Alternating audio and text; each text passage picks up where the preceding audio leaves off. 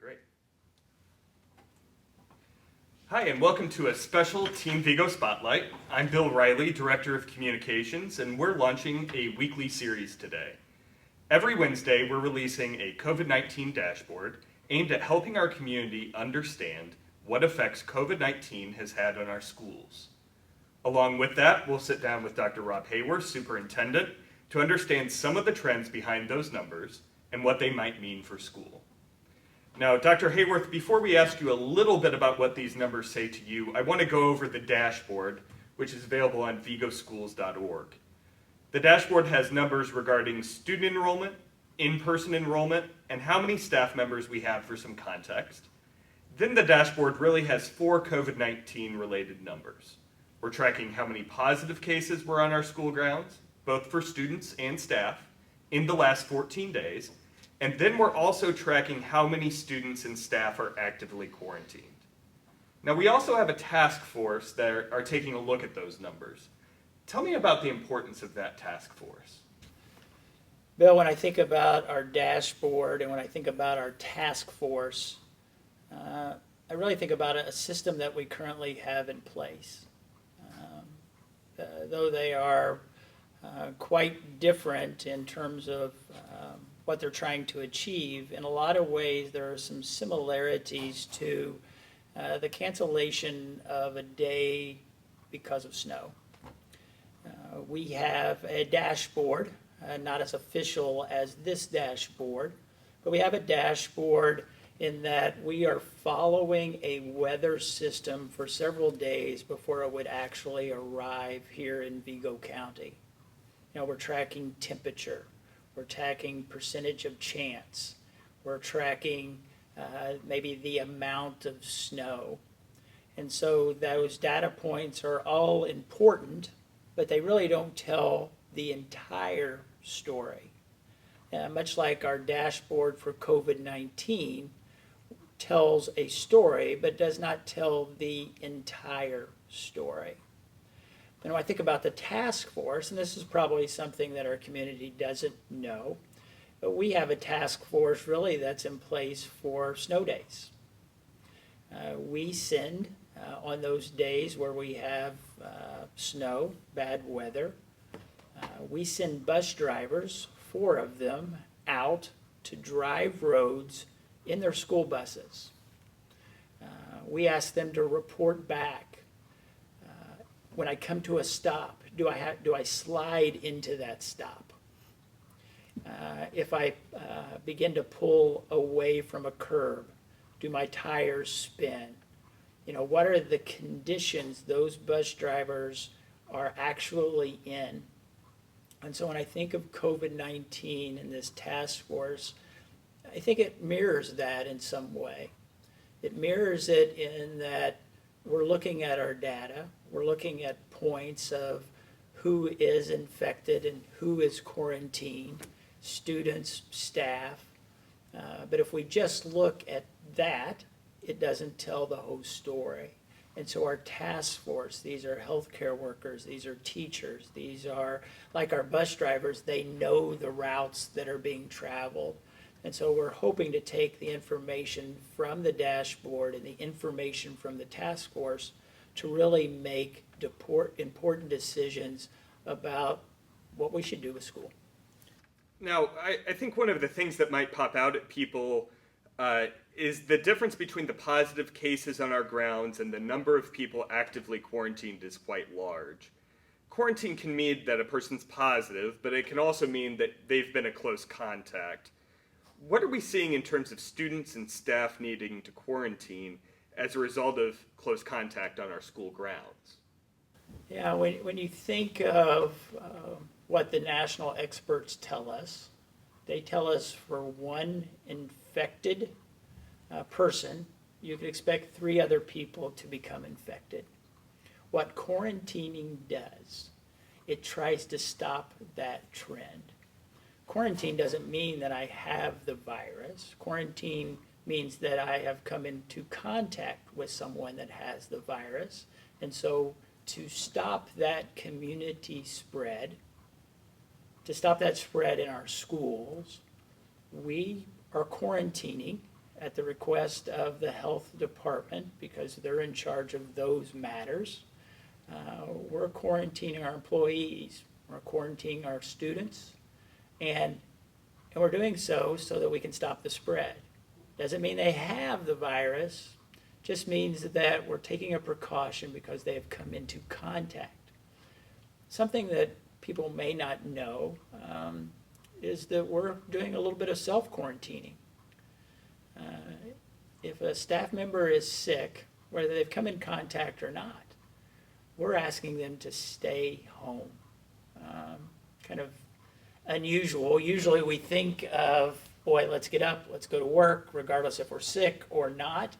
Here we're just asking our folks to take a precaution. I don't know if it's the virus. I don't know if it's just a headache or an allergy. But we're asking those folks to stay home to make certain that they don't have the virus. So quarantining, it will have an effect on our operation. But if we don't do it, it will have an effect on our entire community with positive cases. You know, yesterday we kind of put out a plea regarding social activities, especially with our older students, for parents to kind of step in and help us out and make sure students are masked up and distanced and all those good things outside of school. What are we seeing in terms of those social activities with older students? Yeah, you know, we service teenagers who are students, who are athletes, who are band members, choir members, in theater. And what we know is that when our day is done, students will get together. They'll get together at someone's house. They'll get together, maybe go out to eat. They do the things that teenagers typically do. However, this is not a typical situation. And so we're asking our young people and their parents to help us stay in school, to help athletics continue after school, to help us monitor that situation. So just like at school, we're asking our students to be masked. Our activities after school, that they're really an extension of school, we're asking for that to be a mask situation. Students, coaches, fans, just like we're trying to take precautions to social distance at school. Extracurricular, co-curricular activities are an extension of that, and so we're asking people to do that same thing. You know, I had a dad that would always, on the weekends, challenge me to remember where I was at and who I was with, wanting me to stay out of mischief, I'm sure. That applies today, and we're asking our parents to be asking those questions of their students, because we want to stay in school. You know, we would like for our children who love athletics, who love band, who love theater, choir, those activities, extracurricular activities, to remember those things, stay masked, stay social distance, know where you're at. What about staff in our buildings? How are they adapting to these new rules, new way of school right now? I mean, I've been, since the school started, I've been in and out of schools. Yesterday I visited 4 elementary schools, and happy to say that every student was masked and every staff member that I encountered, they were masked as well. Funny thing, staff members would come up and speak to how easy it was to keep our children in masks. But our staff members, they have social lives out of school. I think sometimes it's hard for us to think of as students of our teachers and those in a school building that actually have a life away from school, but we do. Educators go to the grocery store, they go out to eat, they do things, and you know what we're seeing is, and what we're asking, what we're seeing is staff, because they've been in contact with the virus, are being quarantined. Some staff members that have the virus, which are not many if you look at the dashboard. But what we're not seeing is that it is at school, that they contacted the virus at school. Now, a staff member that has come that has had contact? Are we going to take that precaution and say, staff members, we're asking you to stay home, we need you to quarantine? Yes, we're doing those things. You know, Dr. Haworth, I think we've heard a lot of people talk about what will happen after Labor Day. You know, we've not kept it a secret that full remote learning could be a possibility at some point this year, including in September. Short of evidence of considerable spread within our buildings, what would prompt the district to consider full remote learning?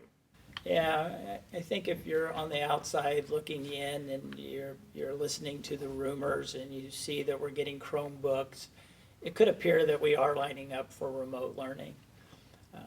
We want our children to stay in school. We want to continue with face-to-face education. And we want to do that as long as we possibly can. Are there some things that might shut us down? Well, one, the governor could shut us down as he did in March. Two, if you look at the dashboard, could it be that our community is overwhelmed with COVID-19 to the point that our dashboard is not an accurate reflection because we just can't keep pace? And if we can't feel that the things that we are looking at to help make decisions are accurate, then that might shut us down. You know, in the end, probably what's more likely to happen is that we address the issue where it's at. And so if there is an incident at a elementary school, but nowhere else in the district, let's address it at that elementary school. Let's try to keep face-to-face instruction happening throughout the district. So are there some things out there that might shut us down? Yes. Probably one that you wouldn't think of. We might have too many staff that are quarantined. And just simply because we're being protective of our students. Close contacts. Yes, yeah. But no, our goal is to maintain face-to-face instruction after Labor Day. Do we feel that we should prepare for remote learning? Yes. I think if we're not preparing for remote learning, we're not really looking at the whole picture. So, but don't take preparing for remote learning to mean that we are going remote learning. Great. So we want to protect in-person school. What's the biggest action item our students, our parents, and our staff can take to protect in-person school? Well, again, I think it's asking everyone to stay masked. You know, I think about the whole masking situation. I was probably a slow adopter to mask. But now, as I'm seeing other school districts across the nation go back, it is critical, I believe, if we want to continue face-to-face instruction, that we mask. And I'm not seeing it as a burden. I'm seeing it as a love thy neighbor type of service. So we would ask you to mask. We would ask you to social distance. And you know, even today as we tape this, there's a discussion of, is 6 foot enough to social distance? We're taking every precaution that we possibly can to social distance. Sometimes it's not perfect, but if we just take the time to know what is our proximity to somebody else, and if I were to happen to have the virus, am I putting them in danger just by my proximity? So masking, being quarantined, and doing this, reading the signs. You know, if I have a headache, if I have a sore throat, if I have a runny nose, all of those conditions that might be a symptom of COVID, do the right thing and stay home until we can find out what that is. Well, Dr. Haworth, thank you so much for your time. This is, I think, an important look behind all these numbers on this new COVID-19 dashboard. Available on vigoschools.org. We'll update it every Wednesday. We won't have those 14-day numbers updated until we get to 14 days, so those will still say blank. But if you're interested in the number of contacts with our buildings with positive cases, as well as students and staff actively quarantined, you can always find that information on our website. So thanks so much for your time. All right. And Bill, thank you. yeah, great.